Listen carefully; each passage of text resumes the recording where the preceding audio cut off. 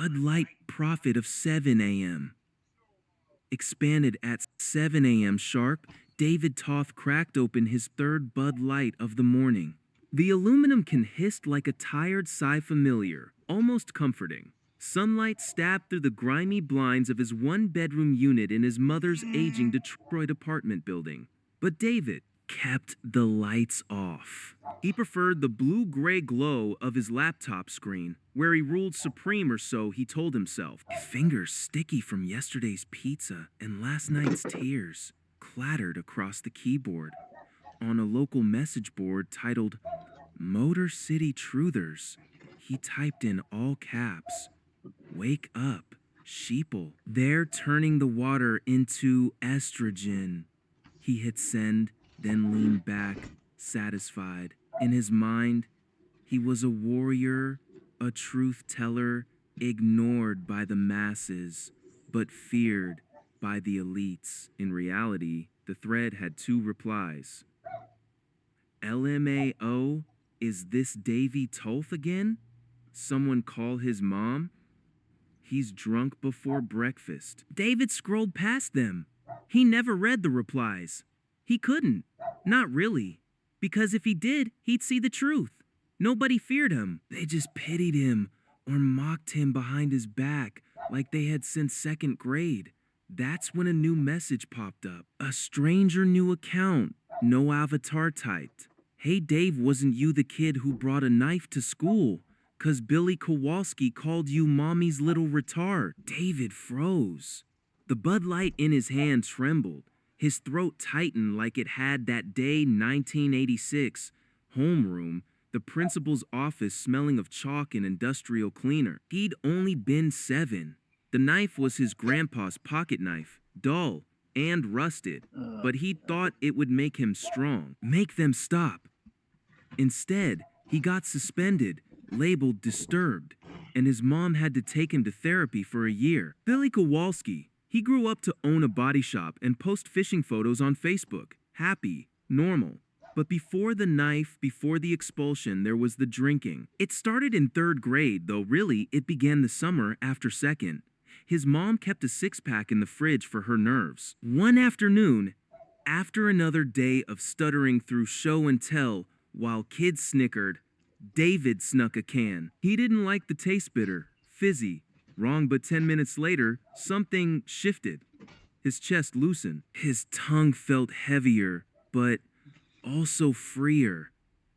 That night, for the first time, he raised his hand in class. He spoke without tripping over his words. The teacher smiled. He felt seen, so he kept drinking. Small sips at first stolen from his mom's cans when she napped, then whole cans hidden in his backpack. Some days, he'd be loud, almost manic joking, interrupting, cracking jokes that weren't funny but made him feel big. Other days, when the alcohol wore off or he couldn't get any, he'd shrink into silence, eyes down, voice gone. Teachers noticed. The school counselor pulled him aside.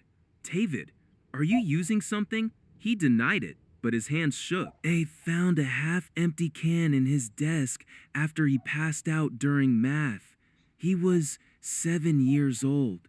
They called his mom. There were meetings, a child psychologist, a social worker, but nothing stuck.